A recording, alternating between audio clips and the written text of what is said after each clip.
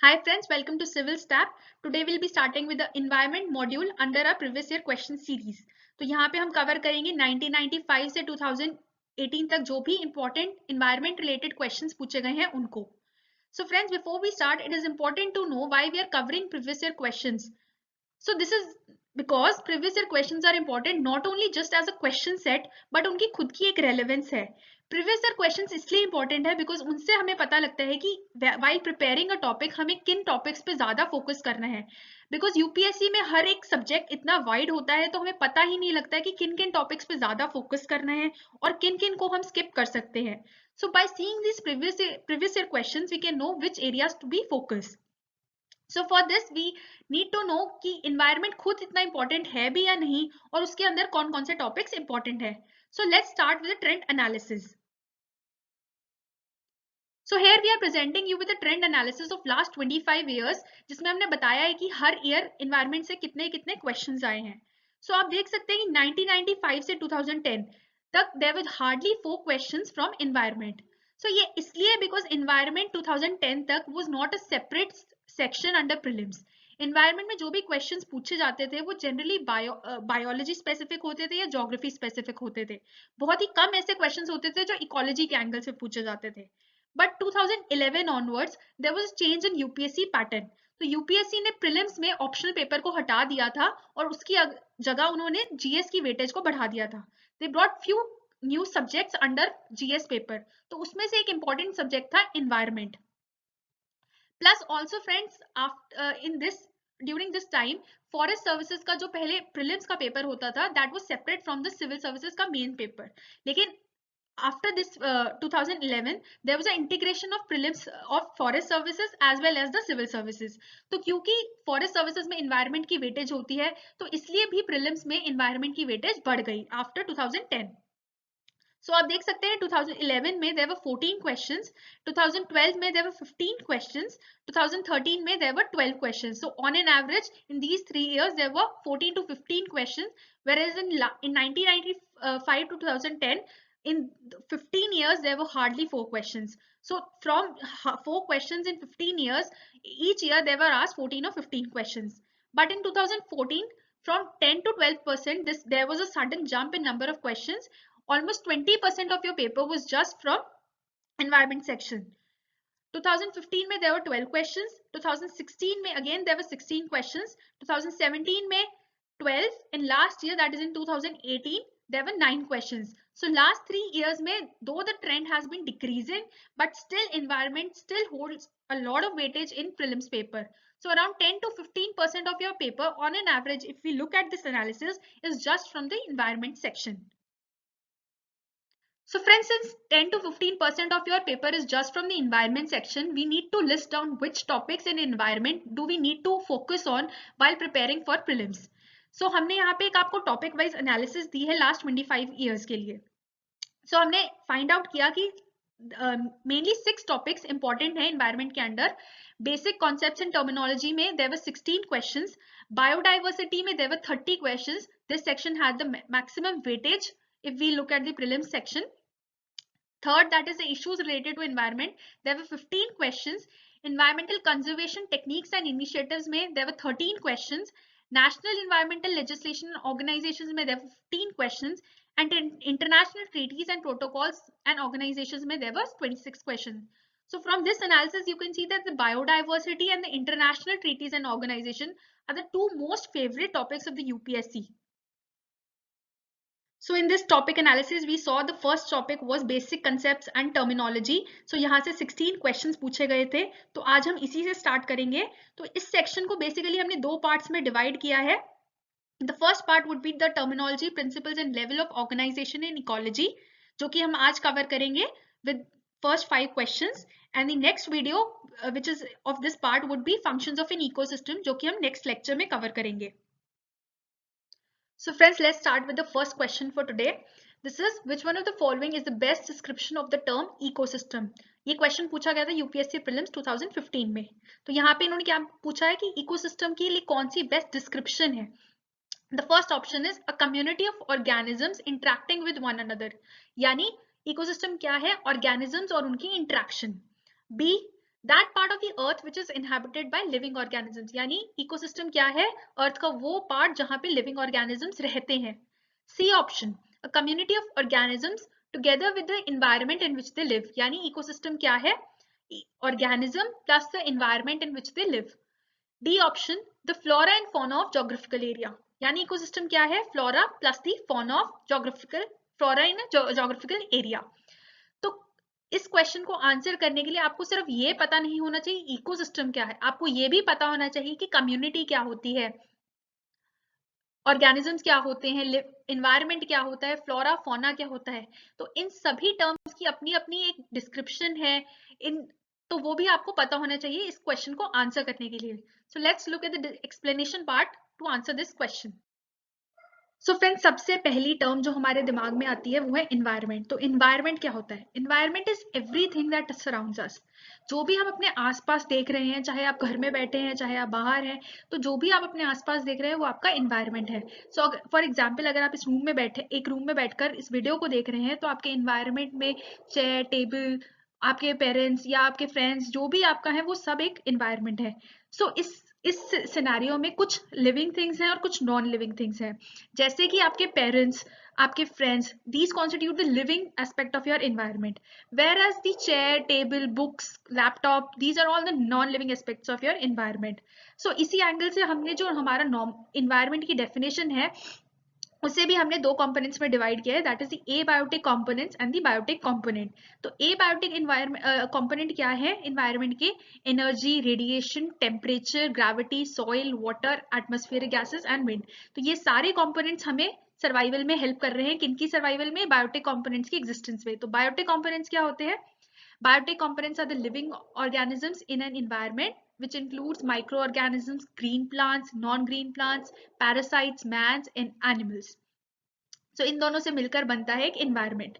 So क्योंकि environment एक static aspect नहीं है और वो कॉन्टिन्यूसली चेंज होता रहता है, तो इन्हीं चीजों से दो और टर्म्स डिफाइन होती है, हैबिटेट और इकोसिस्टम, जिनको हम बाद में देखेंगे. तो जो एनवायरनमेंट है वो एज अ होल एक बहुत ही कॉम्प्लेक्स सब्जेक्ट बन जाता है. तो उसी की साइंटिफिक स्टडी और इंटरेक्शंस को हम इकोलॉजी कहते हैं. So what is ecology exactly? Ecology is the branch which studies the interaction among organisms and their environment. यानी जो organisms हैं, जो भी इस environment में organisms हैं, plus जो environment के components है, abiotic components है, उनकी interaction को जो subject study करता है उसे ecology कहते हैं. तो इस word ecology को coin किया था 1866 में German biologist Ernest Haeckel ने. This word ecology is derived from two Greek words, that is oikos meaning house and logos meaning study, यानी it is the study of the household or nature. तो ecology क्या है, ecology की study के लिए हमने उसे कुछ लेवल्स में डिवाइड कर दिया है, which we'll be studying in the next slide. So now let's understand the levels of organization. तो हम एक ऑर्गेनिज्म को अंडरस्टैंड करने के लिए उसे ऑर्गेनाइज करते हैं, कैसे उसकी डेवलपमेंट हुई है. इस डेवलपमेंट को हम दो तरीकों से देख सकते हैं. एक होती है ऑर्गेनिज्म की इंटरनल डेवलपमेंट और होती है ऑर्गेनिज्म की एक्सटर्नल डेवलपमेंट. जो इंटरनल डेवलपमेंट है वो बेसिकली बायोलॉजिकल ऑर्गेनाइजेशन कहते हैं उसे, यानी एक सेल से ऑर्गेनिज्म स्टार्ट होता है, वो बेसिक यूनिट है हमारा इंडिविजुअल का, और सेल की कॉम्बिनेशन से बनता है मॉलिक्यूल, मॉलिक्यूल्स के कॉम्बिनेशन से बनता है टिश्यू, टिश्यूज के कॉम्बिनेशन से बनता है एक इंडिविजुअल ऑर्गन, और ऑर्गन्स के कॉम्बिनेशन से एक organ system, and finally an organism as a whole. So ये क्या है, एक ऑर्गेनाइजेशन लेवल है जो ह्यूमंस के अंदर या इंडिविजुअल के अंदर होती है. सिमिलरली इसी ऑर्गेनाइजेशन की तरह ऑर्गेनिज्म के बाहर भी एक ऑर्गेनाइजेशन होती है. कैसे, एक individual as a independent unit होता है और उसकी कॉम्बिनेशन से बनता है एक पॉपुलेशन, पॉपुलेशन की कॉम्बिनेशन से बनती है कम्युनिटी, एंड कम्युनिटीज की कॉम्बिनेशन से बनता है एक इकोसिस्टम, एंड फाइनली इकोसिस्टम्स की कॉम्बिनेशन से बनता है एक बायोस्फीयर. सो जितना ये सिंपल ये टर्म्स लग रही है उतनी सिंपल है नहीं, there are very confusing and complicated terms. So let's see what actually these terms mean. So let us now start with the levels of ecological organization, and the first level is individual. तो individual क्या है, individual एक वो living being है जो independently exist करता है, जो अपने सारे काम खुद कर सकता है. फॉर एग्जाम्पल जो सेल है वो अपने सारे वो इंडिपेंडेंटली एग्जिस्ट नहीं कर सकता. क्यों, क्योंकि एक cell may not be able to digest the food, may not be do reproduce itself. So एक सेल हो सकता है एक इंडिविजुअल हो, लेकिन it is not necessary a cell is a complete individual. Humans के केस में cell is not an individual, but whereas we if we look at a bacteria, amoeba, तो उसमें वो सिंगल सेल ही है, लेकिन वो एक कंप्लीट एक ऑर्गेनिजम्स है. So when a cell is able to fulfill all its needs and its function, it becomes an individual. So this is what defines an individual. Now the next level of organization, population. तो population क्या है? Population is basically a group of organisms which belongs to same species. तो species क्या है? Species वो part है और वो group of organisms है जो आपस में breeding कर सके, जो अपनी needs को fulfill कर सके, जो एक ही area पे एक ही time पे पाए जाते हैं. सो नॉर्मल लैंग्वेज में जब हम पॉपुलेशन वर्ड यूज करते हैं तो एज अ कंट्री की कंप्लीट पॉपुलेशन को या एक एरिया की कंप्लीट पॉपुलेशन को लेते हैं. लेकिन जब हम इकोलॉजी में पॉपुलेशन की बात करते हैं तो it is totally different from what we study in geography. तो आपको ये ध्यान रखना है कि जहां पे भी पॉपुलेशन इकोलॉजी में यूज होगा, it is different from the word that is used in geography. But yes, जो पॉपुलेशन इकोलॉजी में गवर्न होती है वो भी उन्हीं दो फैक्टर से रेगुलेट होती है जो कि नॉर्मल पॉपुलेशन को रेगुलेट करते हैं, that is the birth and the death. तो जो पॉपुलेशन का नंबर है यहाँ पे भी उन्हीं दो फैक्टर से हम काउंट करेंगे उनकी ग्रोथ रेट को, that is birth and the death rate. And the main factors that govern these birth rate and the death rate are the biotic and abiotic components. इसका मतलब ये है कि अगर एक पॉपुलेशन को proper biotic and abiotic components available हैं तो उसका नंबर इंक्रीज करेगा, वेरएज अगर इनमें से कुछ भी कोई भी कंपोनेंट या तो रिस्ट्रिक्टेड है या फिर कम है तो उनका नंबर डिक्रीज करेगा. आप एग्जाम्पल पे एक बैक्टीरिया ले सकते हैं. तो एक बैक्टीरिया जैसे आर्के बैक्टीरियाज हैं उनको बहुत ही हाई टेम्परेचर चाहिए होता है. जब वो आर्कटिक में होते हैं तो वो लाइफ उनकी एग्जिस्टेंस नहीं हो पाती, they are almost dead. But वही बैक्टीरिया अगर हम इक्वेटोरियल रीजन्स में ले आए, उनको प्रॉपर टेम्परेचर वाटर नीड्स उनकी फुलफिल हो, तो that becomes a living bacteria. So this is how biotic and abiotic components regulate the population growth rate. तो friends, next level of the organisation is community. तो community क्या होती है? Community जो बनती है वो एक ग्रुप ऑफ पॉपुलेशन से बनती है. कैसी पॉपुलेशन? ऐसी पॉपुलेशन जो आपस में इंटरडिपेंडेंट है, जो आपस में इंटरेक्ट कर रही है. यानी एक हैबिटेट में जो भी पॉपुलेशन, जो भी स्पीशीज अवेलेबल हैं, जो उनकी इंटरडिपेंडेंस है, उससे डिफाइन होती है कम्युनिटी. जैसे कि एक फॉरेस्ट, एक स्मॉल, अगर आप अपने घर की बात लें तो आपके घर में बहुत सारे मेंबर्स होंगे. आपके साथ साथ बहुत सारे प्लांट्स वहां पे ग्रो हो सकते हैं गार्डन में आपके. तो वो जो आपका छोटे से एरिया में जो भी आपके साथ ऑर्गेनिजम्स आपके साथ इंटरेक्ट कर रहे हैं वो डिफाइन करेंगे आपके घर में वो कम्युनिटी क्या है. So basically it is all the living species that live in an area. तो एक छोटे से एरिया में जो भी लिविंग ऑर्गेनिजम्स रह रहे हैं वो डिफाइन करते हैं कम्युनिटी को. तो इस असेंबलेज को हम कहेंगे कम्युनिटी, और इसमें इंक्लूड हो सकते हैं plants, animals, bacteria, fungi, everything that live in an area and interact with each other comprises of a community. So जो community का name होता है वो किस बेसिस पे होता है? community का name उसकी dominant species के बेसिस पे होता है. एक community में बहुत सारी species होंगी, लेकिन कुछ species ऐसी होंगी जो बहुत ही ज्यादा नंबर में होंगी और क्वांटिटी में होंगी. तो क्योंकि वो उस कम्युनिटी को डिफाइन कर रही है तो उसकी नेमिंग भी उसी बेसिस पे होगी. For example grasslands. तो ग्रासलैंड्स का नाम ग्रासलैंड्स इसलिए है क्योंकि वहां पे ग्रासेस बहुत ज्यादा हैं. वहां पे हर्ब्स, श्रब्स, एनिमल्स सब हैं, लेकिन वहां पे क्योंकि ग्रासेस की क्वांटिटी बाकी सब चीजों से ज्यादा है तो इसलिए उन्हें ग्रासलैंड कम्युनिटी कहते हैं. The second division that we follow for communities, the second thing that we need to know about communities is their classification. तो communities को हमने divide किया है दो sets के अंदर, major communities और minor communities. Major communities वो communities होती हैं जो largely बहुत ही ज्यादा number में है और relatively independent है. यानी एक size एक basis है और दूसरा independence की. तो अगर एक कम्युनिटी बहुत बड़ी है और इंडिपेंडेंट है, अपनी नीड्स को फुलफिल कर सकती है, तो वो एक मेजर कम्युनिटी होगी. For example tropical evergreen forest. तो एक ट्रॉपिकल एवरग्रीन फॉरेस्ट में जो ऑटोट्रॉफ्स हैं वो अपनी नीड्स को खुद फुलफिल कर सकते हैं, वो बहुत ही बड़े एरिया में समाये हुए हैं. तो क्योंकि वो बहुत ज्यादा एरिया गेन कर रहे हैं, अपनी नीड्स को खुद फुलफिल कर रहे हैं, तो वो एक ट्रॉपिकल एवरग्रीन फॉरेस्ट कहलाएंगे और एक मेजर कम्युनिटी है. बट जैसे कि हमने अभी बात करी होम, तो एक घर जो है वो खुद एग्जिस्ट नहीं कर पाता, वो बहुत एक माइनर कम्युनिटी है, वो डिपेंड करेगा पूरी नेशन पे, कंट्री की इकोनॉमी पे, तो वो बाकी चीजों पे डिपेंड करेगा. सो वो एक माइनर कम्युनिटी होगी जो डिपेंड करेगी बहुत मेजर कम्युनिटीज पे ऊपर. तो इसी एंगल से हम कहते हैं कि जो माइनर कम्युनिटी क्या है, they are dependent on the neighbouring communities which are often called societies. तो ये एक सेकेंडरी एग्रीगेशन है किसके अंदर? एक मेजर कम्युनिटी के अंदर। सो अगर आप एक इंडिया एज अ होल को एक कम्युनिटी मानते हैं तो उसके अंदर एक स्टेट की जो कम्युनिटी है या अपने घर को एक माइनर कम्युनिटी मानेंगे। नॉर्मल एग्जाम्पल में हम लें तो एक जो काउडंग के अंदर एक छोटी सी लाइफ एग्जिस्ट कर रही है, एक स्मॉल इकोसिस्टम बन गया है एक काउडंग के अंदर, तो उसे हम कहेंगे एक minor community. Now the next level of organization, it is ecosystem. Ecosystem क्या होता है? Ecosystem सिर्फ organisms की community ही नहीं बल्कि उनका environment भी है। तो एक community of organisms plus its environment makes an ecosystem. यानी एक organisms कैसे environment के साथ interact कर रहा है, कैसे exchanges हो रहे हैं उसके, उस सारे process के अंदर वो किस चीज के अंदर आएंगे? एक ecosystem के अंदर आएंगे। So ecosystem thus is a structural and functional unit of a biosphere. Biosphere क्या होता है ये हम आगे देखेंगे, but it is basically structural and functional unit of nature. तो क्योंकि एक इकोसिस्टम बहुत सिमिलर है एक एनवायरनमेंट की तरह, उसमें भी ऑर्गेनिजम्स हैं, इंटरेक्शन है, तो इकोसिस्टम और एनवायरनमेंट के कंपोनेंट्स सेम होते हैं, that is biotic and abiotic components. तो इकोसिस्टम के एबायोटिक कंपोनेंट्स इंक्लूड करते हैं, हमने पहले भी पढ़ा था, non living part of the world, that is factors like energy, rainfall, temperature, atmosphere, soil, latitude. तो ये सब जो है वो डिफाइन करेंगे कि वहां का इकोसिस्टम क्या है। फॉर एग्जाम्पल अगर हाई रेनफॉल है, हाई टेम्परेचर है, तो वो एक ट्रॉपिकल रीजन को डिफाइन करेंगे और वहां की वेजिटेशन क्या होगी? रेन फॉरेस्ट वेजिटेशन होगी, तो वो एक रेन फॉरेस्ट इकोसिस्टम होगा। बट अगर हम बात करें कि हाई एल्टीट्यूड रीजन की जहाँ पे सन एनर्जी बहुत कम है, रेनफॉल भी बहुत कम है, तो वो एक बेसिकली एक ड्राई रीजन होगा, एक एरिड रीजन होगा। और अगर वो बहुत ही हाई एरिया में तो टुंड्रा रीजन होगा, या फिर हो सकता है कि वहां लाइफ एग्जिस्ट ही ना करे, तो जैसे कि पोलर एरियाज में। सो वो बेसिकली जो इकोसिस्टम्स हैं चेंज हो रहे हैं किस बेसिस पे? इन एबायोटिक इंटरेक्शंस की बेसिस पे। सिमिलरली बायोटिक कंपोनेंट्स हम पहले ही पढ़ चुके हैं, क्या होते हैं? The living organisms that comprises of an ecosystem.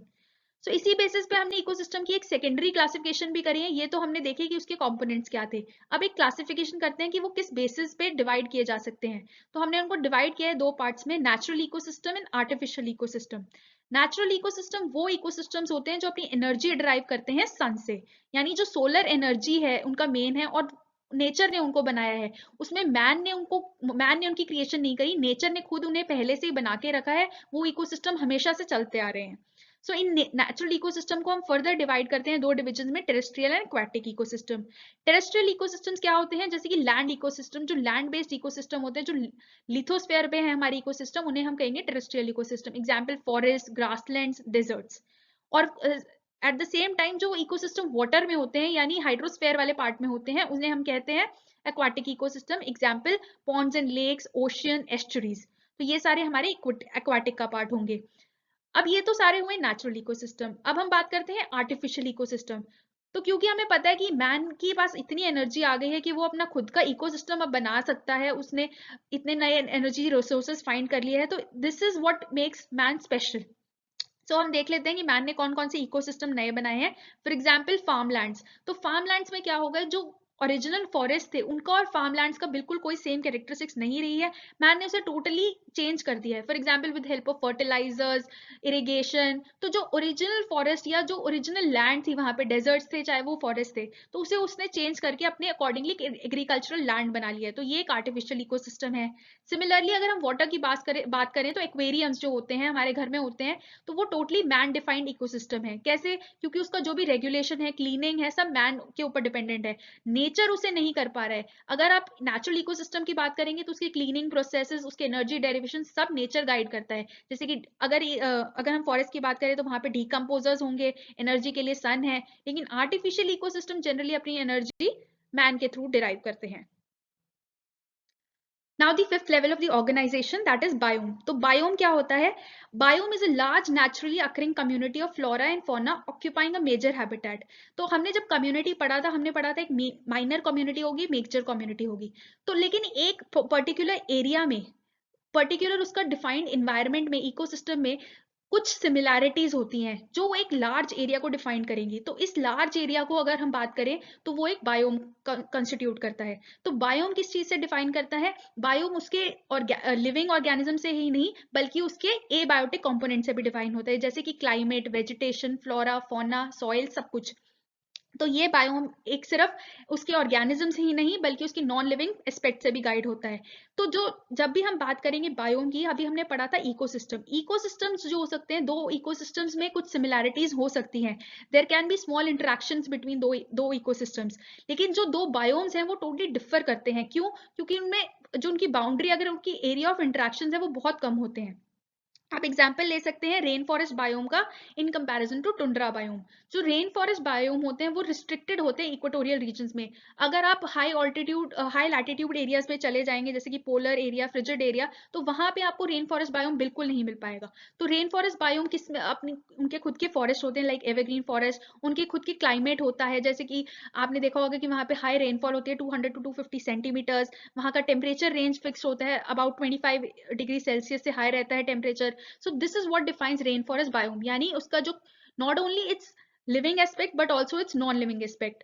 अब हम कंपेयर करते हैं इसको टुंड्रा बायोम से। टुंड्रा बायोम क्या है? जो कि टुंड्रा बायोम जो है वो हाई अपर लैटिट्यूड्स में हमें मिलता है। यहाँ पे ट्रीज नहीं होते, जबकि रेन फॉरेस्ट बायोम में हमें ट्रीज बहुत ज्यादा मिलते हैं, लेकिन टुंड्रा बायोम में ट्रीज नहीं होते। वहां पे मेनली कम्युनिटी कैसी होगी? लिचन्स, मॉसेस, और बहुत ही कम अमाउंट में फ्लोरा एंड फौना होगा। तो बेसिकली जो ये दो बायोम्स है ये टोटली डिफर कर रहे हैं। और ऐसे लार्ज एरिया को जब हम पूरे को इंटीग्रेट करेंगे, जितने भी अर्थ पे रेन फॉरेस्ट बायोम है उसको, रेन फॉरेस्ट इकोसिस्टम है, उनको कंबाइन करके एक इकोसिस्टम बोलेंगे, तो वो एक बड़ा वाला इकोसिस्टम को हम कह सकते हैं कि बायोम है। ऐसे बायोम में हम एक बायोम के बेसिस पे हम उसके प्लांट्स एंड एनिमल्स को आइडेंटिफाई कर सकते हैं। तो अगर हमें कोई प्लांट्स और एनिमल्स की कैरेक्टरिस्टिक बता सकता है तो हम उसके कॉरेस्पॉन्डली बता सकते हैं कि उसे कौन सा बायोम सूटेबल करेगा या वो कौन से बायोम में पाया जाएगा। Now finally the last level of organization, that is biosphere.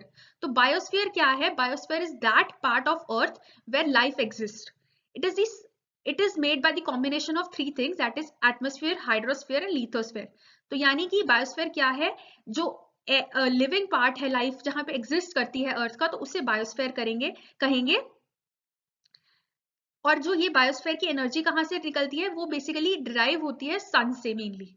और क्योंकि सन की जो सन एनर्जी है, सन रेज है, उसकी डिस्ट्रीब्यूशन अर्थ पे यूनिफॉर्म नहीं है, तो जो बायोस्फीयर है यानी लाइफ की डिस्ट्रीब्यूशन भी अर्थ पे यूनिफॉर्म नहीं है। It also varies from area to area. आप देख सकते हैं कि बायोस्फीयर जो होता है, इसलिए हम कहेंगे नॉर्थ पोल या साउथ पोल पे एब्सेंट होगा। क्यों? क्योंकि वहां पे लाइफ एग्जिस्ट नहीं करती। Now another important definition, that is biodiversity। तो biodiversity क्या होती है? Biodiversity is basically the variety of flora and fauna present in a particular habitat at a time। तो एक एरिया में क्या उस वहाँ के प्लांट स्पीशीज हैं यानी फ्लोरा है, वहाँ का क्या एनिमल्स हैं यानी जो फौना है, उसको मिलाकर एक बायोडाइवर्सिटी बनती है। So let's now finally try to answer this question कि इकोसिस्टम क्या है? क्या इकोसिस्टम एक कम्युनिटी ऑफ ऑर्गेनिजम्स है और उनकी इंटरेक्शन है? नहीं। इकोसिस्टम अभी हमने पढ़ा था कि organism plus it's environment makes an ecosystem, तो ये ऑप्शन गलत हो जाएगा। The next option is that part of the earth which is inhabited by living organism, यानी इकोसिस्टम क्या है? जहां पे लाइफ एग्जिस्ट करती है। नहीं, दैट इज बायोस्फीयर, तो this is also wrong. The third option is a community of organisms together with its environment in which they live। यानी इकोसिस्टम क्या है? organisms plus the environment in which they live। This is right। So ये answer option appropriate लग रहा है। Let's also check the last option, the flora and fauna of geographical area। ये भी गलत है because अभी हमने पढ़ा था कि flora and fauna makes biodiversity। So this would be wrong। See, the appropriate answer would be C। Now the next question, which one of the following terms describes not only the physical space occupied by an organism but also its functional role in the community of organisms। यानी ऐसी एक term जो physical space ही नहीं बल्कि उसका functional role भी बताती है। So would it be A ecotone, B ecological niche, C habitat, D home range? तो to answer this question we need to know what these terms actually means। So let's start with the explanation। So all of these terms are related somehow with the habitat, that is the physical space। So let's first see what is an habitat of an organism। तो habitat is the physical environment in which organisms live। यानी physical environment है जहाँ पे वो सिर्फ रहता है। That is, it corresponds to the address of an individual। यानी अगर आप दिल्ली में रहते हैं तो आपका habitat हुआ दिल्ली, अगर आप बॉम्बे में रहते हैं तो आपका habitat हुआ Delhi. So basically where you live defines your habitat। और जो हैबिटेट है उसी के कॉरेस्पॉन्डिंग दो और टर्म्स यूज होती हैं, होम रेंज और इकोलॉजिकल नीश। तो but home range is still wider than in comparison to a habitat, और इकोलॉजिकल नीश भी जो होता है वो हैबिटेट के कंपैरिजन में बड़ा होता है। तो let's see what these terms actually mean. First, home range. Home range is the area in which animal lives and moves on a daily basis. यानी होम रेंज क्या है, सिर्फ आपका घर ही नहीं बल्कि आप डेली जहां जहां जाते हैं अपनी जरूरतों को पूरा करने के लिए, these are also part of your home range. So as an individual you daily go to your office, market to buy food and your daily living things, तो ये सब भी आपका होम रेंज का पार्ट होगा। अगर आपका हैबिटेट आपका होम है तो आपका होम रेंज में आपका ऑफिस और मार्केट भी इंक्लूड हो गया। अभी हमने दो इंपॉर्टेंट टर्म्स देखी, हैबिटेट और होम रेंज।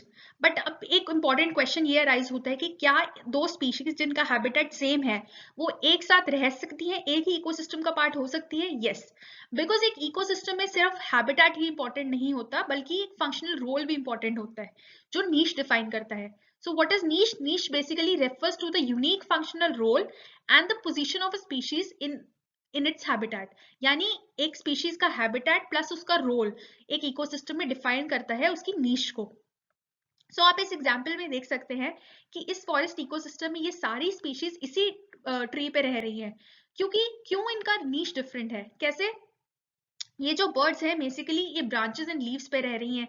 जो अर्थवर्म्स एंड बैक्टीरियाज हैं वो बेसिकली स्प्रेड कहाँ पे है, लिटर जोन या रूट्स के आसपास हैं। ट्रंक्स के आसपास इंसेक्ट्स एंड लार्वा हैं, और यही मिडिल रेंज में स्क्विरल्स, हॉक्स, ये सब है। सो बिकॉज यहाँ पे सबका area of working activity response different है, तो ये सारी स्पीशीज एक साथ रह सकती है। This aspect is important because it helps us to now conserve a species. क्यों? क्योंकि इन species में competition है, लेकिन because इनका niche different है तो ये एक साथ exist कर पाएंगी और ये survive कर पाएंगी। तो अगर हम किसी species को conserve करना चाहते हैं तो हमें उसके basically उसके niche को conserve करना चाहिए, उसके role को समझना चाहिए, तो तभी हम उसको conserve कर पाएंगे। Now the next term, ecotone. तो ecotone जो टर्म है वो बेसिकली इकोसिस्टम से रिलेटेड है। कैसे? हमने देखा था कि इकोसिस्टम क्या है, एक ऑर्गेनिज्म और उसका एनवायरनमेंट। बट जनरली क्या होता है, एक ऑर्गेनिज्म की दो कम्युनिटीज की जो डिमार्केशन होती है वो बहुत ही स्ट्रिक्ट बाउंड्री लाइन नहीं होती बल्कि उनमें एक नैरो जोन होता है। तो जहां पे एक इकोसिस्टम खत्म होता है वहां पे दूसरा स्टार्ट होगा, लेकिन इन दोनों में कॉमन एरिया भी रहेगा। जो ये कॉमन ट्रांजिशन एरिया होगा जहां पे ये दोनों इकोसिस्टम के कैरेक्टरिस्टिक्स होंगे उसे हम इकोटोन कहेंगे। इस एग्जाम्पल में क्या है, एक लैंड इकोसिस्टम है और एक एक्वाटिक इकोसिस्टम है। तो जहां पे ये दोनों इंटरेक्ट कर रहे हैं उसे हम मार्शलैंड या जो मैंग्रोव इकोसिस्टम है, so basically it is a type of ecotone. अभी हमने देखा इकोटोन क्या होता है। इकोटोन क्या था, एक ट्रांजिशनल एरिया था दो इकोसिस्टम्स के बीच में। तो इस एग्जांपल में आप देख सकते हैं कि जो इकोटोन दिखाया गया है फॉरेस्ट और ग्रासलैंड के बीच में, this is a very narrow area. Ecotone can be wider as well as narrow. तो ये डिपेंड किस चीज पे पड़ेगा कि किन दो इकोसिस्टम्स के इंटरेक्शन से बना है। यहाँ पे जो इकोसिस्टम है वो फॉरेस्ट और ग्रासलैंड के इकोसिस्टम के बेसिस पे बना है। फॉरेस्ट और ग्रासलैंड्स में कुछ सिमिलैरिटीज होती है, कुछ डिफरेंसेस होते हैं, but there are wider differences. लेकिन जब आप बात करेंगे फॉरेस्ट और डेजर्ट इकोसिस्टम की तो उनमें बहुत ज्यादा वेरिएशंस होती है, तो उनका इकोटोन भी वाइड हो जाएगा। और एक और चीज जो इंपॉर्टेंट है इकोटोन के बारे में जानना वो है population densities of the species. तो जब हम फॉरेस्ट की बात करते हैं, जो कम्युनिटी फॉरेस्ट में पाई जाएगी उनकी डेंसिटी जो है जैसे जैसे हम इकोटोन में आगे बढ़ेंगे कम होगी, लेकिन जो स्पीशीज ग्रासलैंड में पाई जाती है उनकी डेंसिटी बढ़ेगी। तो ऑन एन एवरेज जो हम देखेंगे कि जो स्पीशीज यहाँ पे मिल रही है और जो यहाँ पे मिल रही है दोनों यहाँ पे इकोटोन में है, लेकिन उनकी डेंसिटी वेरी करेगी।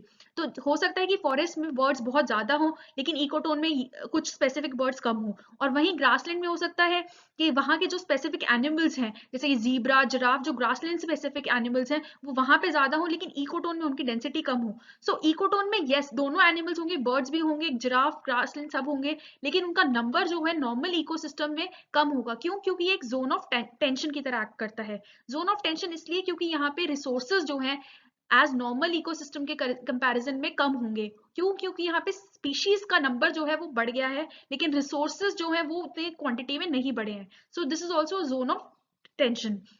नेक्स्ट जो इंपॉर्टेंट चीज होती है जो यहाँ पे स्पीशीज मिलती है उनको हम कहते हैं एज स्पीशीज। तो next slide will know what is edge. तो लास्ट स्लाइड में हमने देखा तो जो इकोटोन में स्पीशीज मिलते हैं हम उन्हें कहते हैं एज स्पीशीज, और जो वो इफेक्ट शो करती हैं वो होता है एज इफेक्ट। तो अब एग्जैक्टली एज इफेक्ट क्या होता है? Edge effect refers to the change in population of a species that occur at the boundary of two habitats और एट इकोटोन।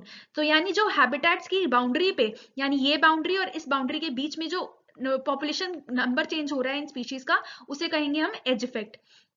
जो एक एज इफेक्ट कौन कौन शो करेगा, एज स्पीशीज। तो यहाँ पे आप देख सकते हैं कि जोन ए में कुछ 2 स्पीशीज हैं, these are denoted by filled and empty circles, and zone B में भी 2 अलग अलग स्पीशीज हैं जो है एम्प्टी और फिल्ड स्क्वायर की हेल्प से दिखाई गई हैं। तो यहाँ पे भी 2 स्पीशीज अलग अलग हैं और यहाँ की भी 2 स्पीशीज अलग अलग हैं।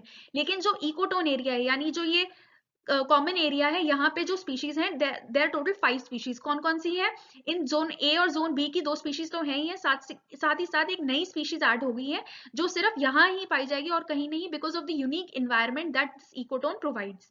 तो यहाँ पे तो number of species have increase. It may be that their density has not increased by the same number, but in the number of species in total in this area has increased. So this is basically the edge effect of the edge species. So let's now finally try to answer this question.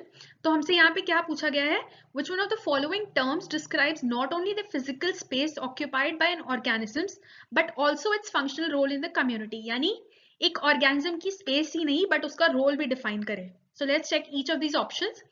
A, ecotone. तो ecotone क्या था, ecotone सिर्फ एक transitional area था between two ecosystems. It doesn't define the role that is performed by the community. So this will be wrong option.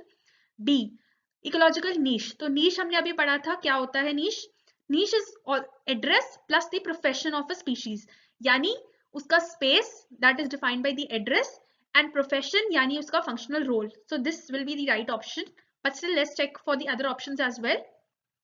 C, habitat. तो habitat क्या होता है, habitat is just the physical address जहां पे वो रहता है, तो this would not define the role, so this will be wrong. Now the last option, home range. Home range क्या था, home range is also just the address but a wider address. तो जहां पे वो रहता ही नहीं बल्कि जहां पे वो डेली जाता भी है अपनी नीड्स के लिए, that is home range. So the answer would be B, ecological niche. So now let's proceed with the third question for today, that is the Millennium Ecosystem Assessment describes the following major categories of ecosystem services: provisioning, supporting, regulating, preserving and cultural. Which one of the following is the supporting service?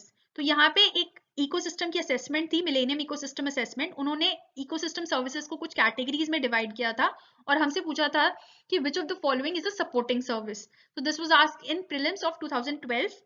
The first option was production of food and water, B, control of climate and disease, C, nutrient cycling and crop pollination, D is maintenance of diversity. So to answer this question, we need to know what these services means and what each of this service includes in them. So let's start with the explanation. So friends, अभी तक हमें पता लग गया है कि ecosystem क्या होता है. Ecosystem is basically organism plus it's environment. लेकिन इन दोनों के अलावा भी इकोसिस्टम, हम इन सारे ऑर्गेनिज्म जो भी एक इकोसिस्टम में है वो कुछ services as a whole ecosystem उन्हें प्रोवाइड करता है. तो उन सर्विसेज को जो मिलेनियम इकोसिस्टम असेसमेंट थी उन्होंने उसे 4 कैटेगरीज में डिवाइड किया, that is the provisioning service, the supporting services, the regulating services and the cultural services and preserving services. तो इन सर्विसेज को हमें इंडिविजुअली देखना होगा ताकि हम जो ये हमारे मेंस के एंगल से भी इंपॉर्टेंट है, क्योंकि ये कभी भी पूछा जा सकता है कि what is an ecosystem and the services it provides to the individual. तो ये मेंस के भी एंगल से इंपॉर्टेंट है और प्रीलिम्स के भी. तो लेट्स सी कि what are the provisioning services. Provisioning services जो वर्ड है वो आया है प्रोवाइडिंग से, कि इकोसिस्टम हमें कुछ रिसोर्सेज डायरेक्टली प्रोवाइड करता है. वो क्या क्या है, जैसे कि फूड, वाटर, फ्यूल. तो ये डायरेक्टली इकोसिस्टम हमें प्रोवाइड कर रहा है, इसलिए ये एक प्रोविजनिंग सर्विस हो गई. The next set of services is the supporting services. Supporting services वो होती है जो हमें सर्वाइवल में इनडायरेक्टली सपोर्ट कर रही हैं. हमें डायरेक्टली तो वो कुछ उससे मॉनेटरी बेनिफिट नहीं हो रहा है या कोई हमारी नीड्स फुलफिल नहीं हो रही, बट अगर वो नहीं प्रेजेंट होंगी तो भी हमारा सर्वाइवल बिल्कुल भी पॉसिबल नहीं है. For example nutrient cycling, soil formation, habitat provision, primary production. तो अगर आपको एक सॉइल अगर नहीं होगा तो आपको क्रॉप्स नहीं मिलेंगी, आपको फूड नहीं मिलेगा. सिमिलरली अगर आपके जो हैबिटेट है वो अगर ऑर्गेनिज्म का हैबिटेट प्रॉपर नहीं होगा तो भी उसका सर्वाइवल इम्पॉसिबल है. तो बेसिकली ये क्या है, ये एक सपोर्टिंग सर्विसेज हैं जो हमें इकोसिस्टम से मिल रही हैं. The next set of services is the cultural services. तो इकोसिस्टम सिर्फ एक फिजिकल एनवायरनमेंट ही नहीं बल्कि एक कल्चरल एनवायरनमेंट भी है. कल्चरल एनवायरनमेंट कैसे, बिकॉज आपने देखा होगा जब भी गर्मियों की छुट्टियां होती है या कभी भी आप हमेशा एक हिल स्टेशन पे जाना चाहते हैं. क्यों, क्योंकि आप खुद को रिलैक्स करना चाहते हैं, आप उस नेचर को एंजॉय करना चाहते हैं, अपनी टेंशन को भूलना चाहते हैं. तो ये क्या है, बेसिकली एक रिक्रिएशनल एस्पेक्ट. सिमिलरली आपने देखा होगा कि जो भी मोस्टली पिलग्रिमेज सेंटर्स होते हैं वो कहाँ पे होते हैं, माउंटेन्स में होते हैं, क्योंकि जैसे कि वैष्णो देवी हो गया, कांगड़ा हो गया, ये सारे जो क्या है माउंटेन्स पे स्पिरिचुअल सेंटर्स हैं। तो इकोसिस्टम हमें एक स्पिरिचुअल सर्विसेज भी दे रहे हैं। So cultural services include spiritual services, aesthetic यानी beauty of the nature, educational services and the recreational services. The third last set of the services is the regulating services. तो environment सिर्फ हमें culture या फिर हमारे directly हमारी needs को fulfill नहीं कर रहा, वो environment को maintain भी करके रखता है। maintain कैसे कर रहा है, वो उस climate को, उसकी जो temperature है, उसकी जो air conditions है, water conditions है, उसको कंट्रोल कर रहा है, उसको प्योरीफाई कर रहा है। आप एग्जाम्पल ले सकते हैं फॉरेस्ट इकोसिस्टम का। एक फॉरेस्ट इकोसिस्टम में जो ट्रीज होते हैं वो एयर को प्योरीफाई करते हैं, कैसे, with the help of photosynthesis. वो ऑक्सीजन को रिलीज करते हैं और कार्बन डाइऑक्साइड एब्जॉर्ब करते हैं। सिमिलरली वो उनकी जो रूट्स होती हैं वो सॉइल को बाइंड करके रखती हैं और सॉइल एरोजन को रोकती हैं। तो क्योंकि सॉइल एरोजन रुक गया है तो वहां का सॉइल की जो क्वालिटी है, फर्टिलिटी है, वो मेंटेन रहेगी। So this way the ecosystem regulates the services. So let's now finally try to answer this question. तो यहाँ पे हमसे क्या पूछा गया था, हमसे पूछा गया था मिलेनियम इकोसिस्टम असेसमेंट के अंदर इनमें से कौन से ऑप्शंस में से सपोर्टिंग सर्विसेज को डिफाइन किया गया है। तो first was production of food and water. तो अभी हमने पढ़ा प्रोडक्शन और provision of food and water comes under provisioning services, यानी फूड एंड वाटर जो हमें इकोसिस्टम प्रोवाइड करता है वो क्या है, provisioning service. The second option control of climate and disease. तो इकोसिस्टम क्या कर रहे हैं, क्लाइमेट को कंट्रोल कर रहा है, डिजीजेस को कंट्रोल कर रहा है। तो controlling and regulation part of the environment comes under the regulating services. So this is also incorrect. The C option, nutrient cycling and crop pollination. तो इकोसिस्टम क्या कर रहा है कि न्यूट्रिएंट्स को रिसाइकल कर रहा है ताकि वो हमारे सर्वाइवल को सपोर्ट कर सके, पॉलिनेशन कर रहा है ताकि क्रॉप्स और प्लांट्स रिप्रोड्यूस कर सकें। So this is basically a supporting service. So this would be the right option, but let's check the other option as well. Maintenance of diversity. So maintenance of diversity is basically the preserving and cultural aspect of the ecosystem. So this would be under the fourth set. So the answer would be C, that is nutrient cycling and crop pollination. So let's now start with the fourth question for today. So यहाँ पे हमसे क्या पूछा गया है, within biological communities some species are important in determining the ability of large number of other species to persist in the community. Such species are called. So this was asked in 2000. So the first option was A, keystone species, B, allopatric species, C, sympatric species and D, threatened species. So हमें ये सारी types of species पता होनी चाहिए, तभी हम इस question को answer कर पाएंगे. So let's start with the explanation. So now to understand these terms we need to know first what is a species. तो friends species क्या होता है, species वो group of organisms हैं जो आपस में interbreed कर सके, यानी उनमें आपस में reproduction possible है, वो आपस में genes exchange कर सकते हैं और उनके जो genes हैं वो इस angle से interbreeding हो रही है कि वो compatible रहते हैं आपस में reproduction के लिए. So this is the reason this is known as a basic unit of taxonomy. So जब भी एक स्पीशीज दूसरी स्पीशीज में कन्वर्ट करती है तो इस प्रोसेस को कहते हैं speciation. Speciation is basically an evolutionary process by which population evolves to become distinct species. यानी जब एक स्पीशीज से नई स्पीशीज बनेगी तो उसे स्पीशिएशन कहेंगे. इस वर्ड को ऑरेटर कुक ने दिया था 1906 में. सो जो ये स्पीशिएशन है वो बेसिकली चार वेज से हो सकती है. The first is the parapatric speciation. Parapatric speciation is when speciation occurs in sub population of same species, यानी ये जो सब पॉपुलेशन एक ही स्पीशीज में कुछ डिविजन्स बन गई हैं पॉपुलेशन की, उसमें ये स्पीशिएशन हो रही है. That are mostly isolated from each other, यानी वो दो अलग अलग हो गई हैं, अब वो आपस में ब्रीड नहीं कर पा रही हैं. इसका रीजन ज्योग्राफिकल नहीं होगा बल्कि इसलिए होगा कि क्योंकि उनका हैबिटेट में ऐसे चेंजेस आ गए हैं कि जिससे वो आपस में ब्रीड नहीं कर पा रही. उनके इंटरनल जो चेंजेस आ रहे हैं जीन्स में उसके कारण वो अब आपस में इंटरब्रीडिंग नहीं हो पा रही है, तो इसलिए इन्हें पैरापैट्रिक स्पीशीज कहेंगे. Next set of speciation would be peripatric speciation. इसमें क्या होगा, जो मेंबर्स ऑफ पॉपुलेशन है on the borders of population habitat separate of from the main group, यानी एक ग्रुप में से ही दूसरा ग्रुप निकल जाएगा, अलग हो जाएगा और after some time they won't be able to interact with each other. यानी वो इकट्ठे रह रहे हैं लेकिन क्योंकि काफी टाइम तक वो इंटरेक्ट नहीं कर रहे हैं, वो इकट्ठे रहते हुए भी उनमें आपस में ब्रीडिंग नहीं हो रही है, तो उनमें फाइनली दोनों में ऐसे जीन्स डेवलप हो जाएंगे जिसके कारण वो अब इंटरब्रीड करना चाहें तो भी नहीं कर पाएंगे. So such species that develop by peripatric speciation are called peripatric species. The third set of speciation is allopatric speciation. Allopatric speciation में क्या होता है, एक स्पीशीज दो ग्रुप्स में डिवाइड हो जाती है। जो पहले सेट था उसमें क्या हुआ था, एक ग्रुप इकट्ठे रह रहा था, उनमें डिवीजन नहीं हुई थी, लेकिन यहाँ पे डिवीजन होगी, प्रॉपर डिवीजन होगी। क्यों? क्योंकि ज्योग्राफिकल आइसोलेशन जनरेट होगी उनमें। क्यों? क्योंकि एक बैरियर डेवलप हो जाएगा या एक रिवर बीच में उनके एरप्ट हो जाएगी। जो भी ज्योग्राफिकल फिनोमिना है या कुछ भी जिसके रीजन के कारण वो ज्योग्राफिकल सेपरेशन हो जाएगी उनकी।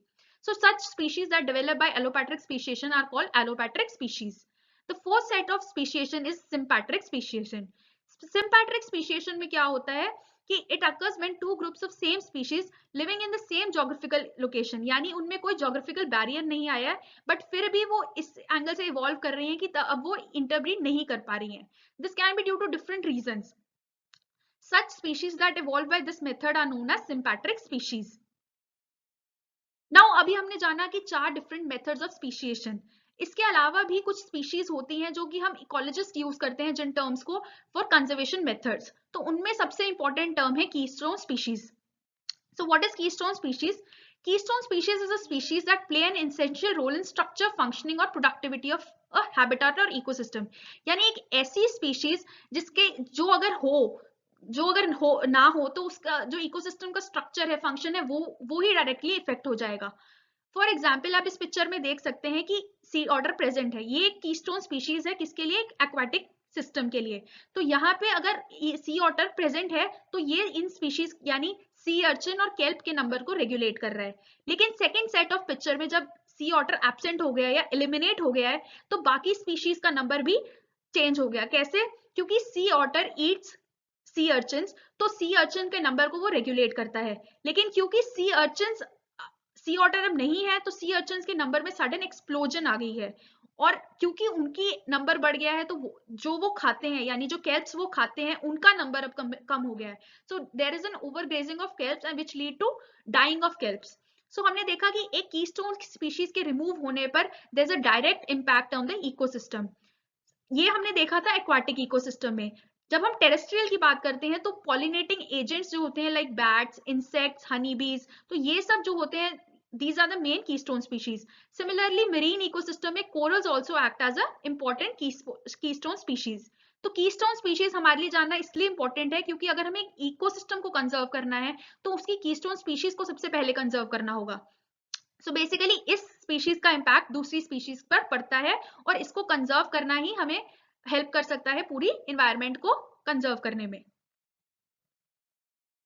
The next set of species would be indicator species.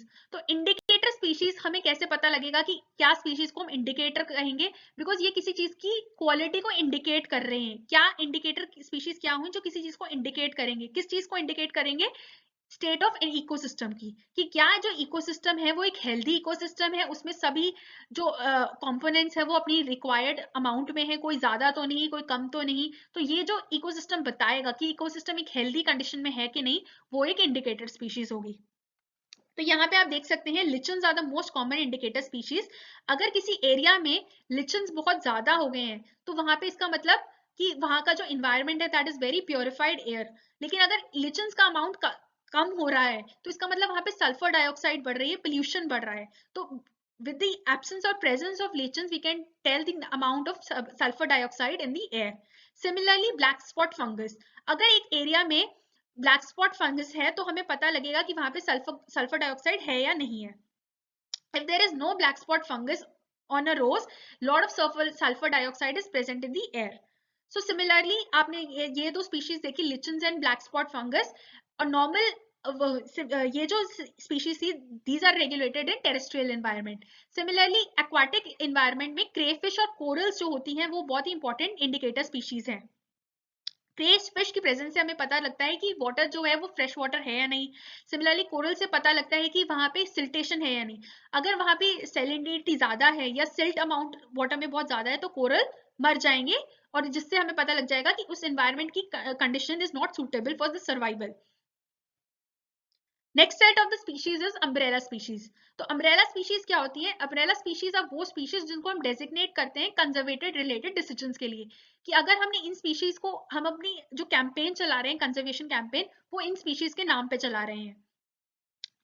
They can be used to help select the location of potential reserves, find the minimum size of the conservation areas of the reserves, and to determine the composition, structure and processes of the ecosystem. So umbrella species एक umbrella term है species के लिए जो हमारा conservation campaign को design करने में हमारी हेल्प कर रही है. The next set of the species will be flagship species. तो flagship as a name suggests कि flagship एक ambassador है, एक icon है. तो it is basically कि जो भी हम campaign चला रहे हैं उसका एक symbol बन गया है flagship species. It is not necessary कि एक flagship species एक keystone species हो या एक umbrella species हो भी सकती है, वो नहीं भी हो सकती. It is basically the charm of the species that helps us to make it a brand ambassador. The next set of species will be priority species. तो priority species जो अभी तक हमने term पढ़ी वो एक formal term नहीं थी, वो conservation के लिए general terms डिजाइन करी थी इकोलॉजिस्ट ने. लेकिन जो priority species terms है वो डिजाइन की है वर्ल्ड वाइड फंड ने, जो कि एक प्रीमियर्ड नॉन गवर्नमेंटल ऑर्गेनाइजेशन है कंजर्वेशन एनवायरमेंटल कंजर्वेशन में.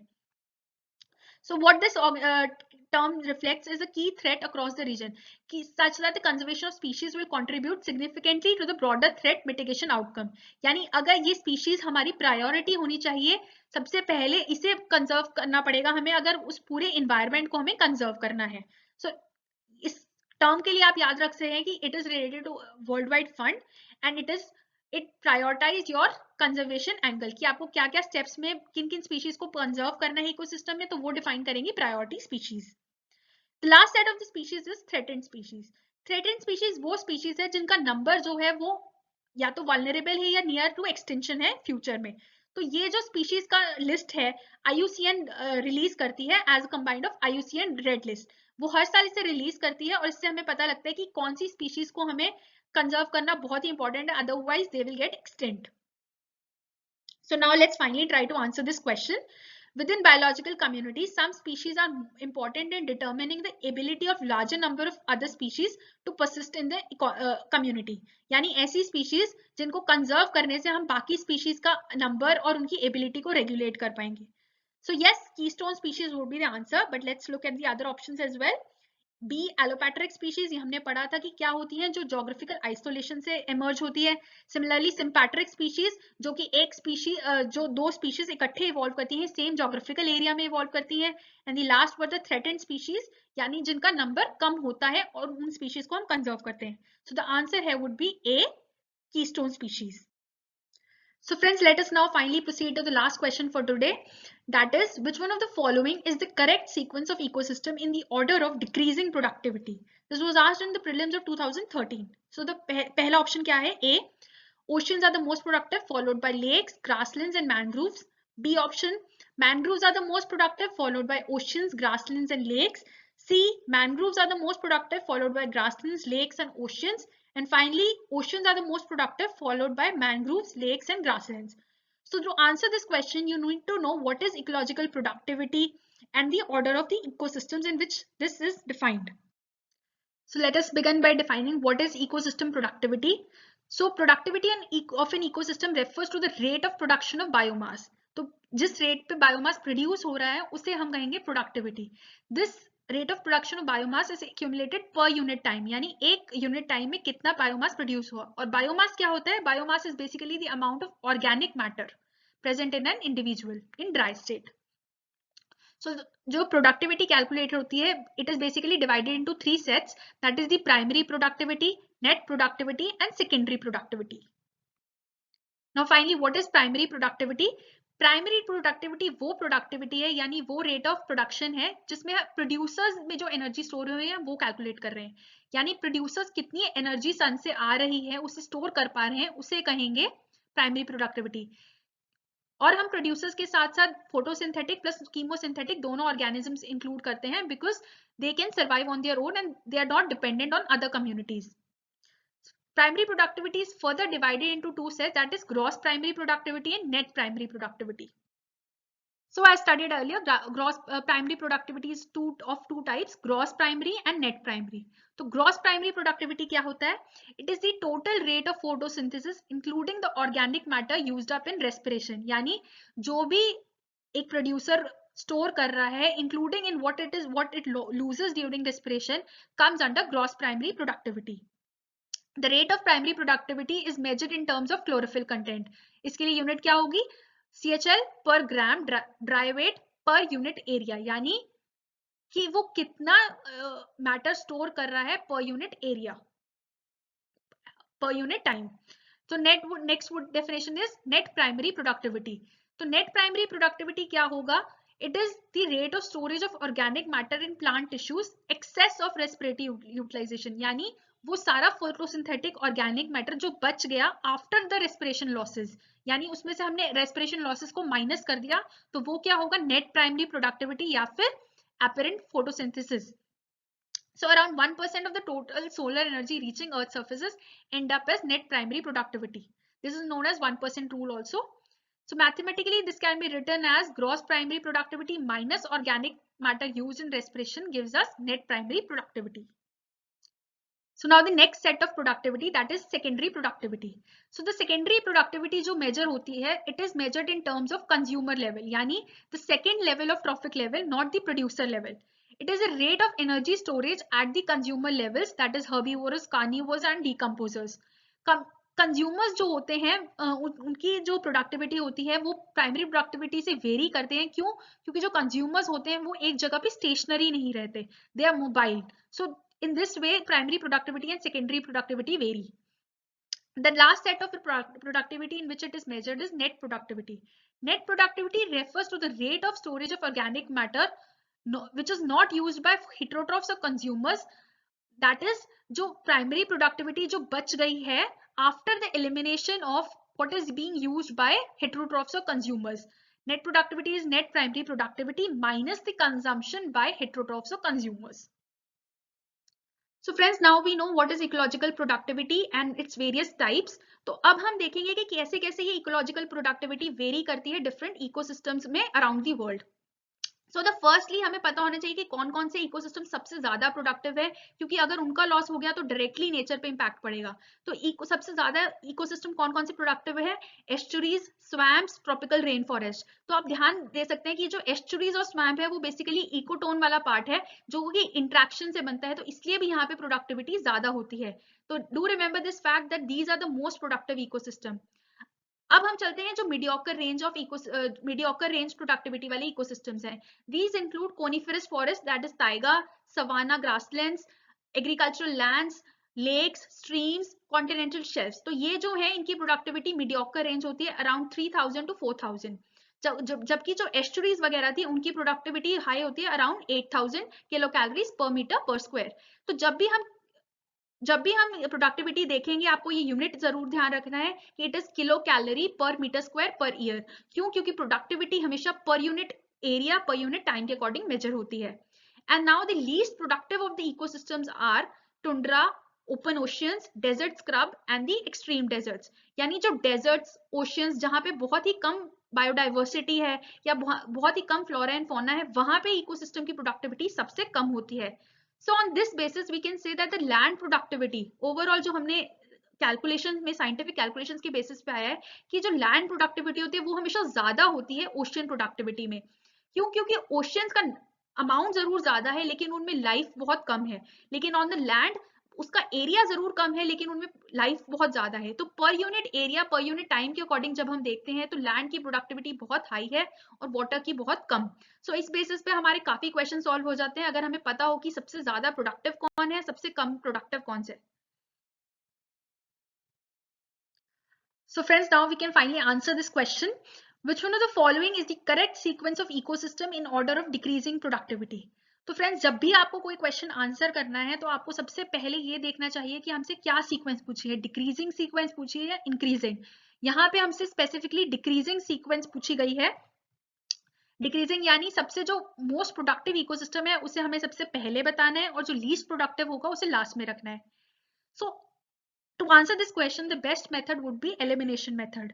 तो क्योंकि आपको पता है कि मैनग्रोव, स्वैम्प्स जो मार्शी एरियाज के इकोसिस्टम होते हैं वो मोस्ट प्रोडक्टिव होते हैं, तो आप इस क्वेश्चन में से ए और डी को सीधा ही एलिमिनेट कर पाएंगे. So the answer would be either B और C. So the B option is mangroves are the most productive, followed by oceans, followed by grasslands and lakes. But you also know that the oceans are the least productive. So option B is also eliminated and we are left with choice C. That is mangroves followed by grasslands followed by lakes and finally oceans. So the answer would be C. That is mangroves are the most productive followed by grasslands followed by lakes and oceans. So now friends, now you can try to answer this question on whatever we studied today. Your concepts have been revised. You can easily answer this question if you know how the species produce. So what is this question? Among living organisms, which one of the following is the most responsible factor for bringing about the origin of new species? A. Isolation. B. Mutation. C. Natural selection. D. Sexual reproduction. So try and answer this question. You can tell us the answer in the comment section. So friends, you remember that while doing a trend analysis, we saw that most of the questions were either from biodiversity or the environmental organization sections. So we are giving you small homework so that you can channelize your prelim strategy accordingly.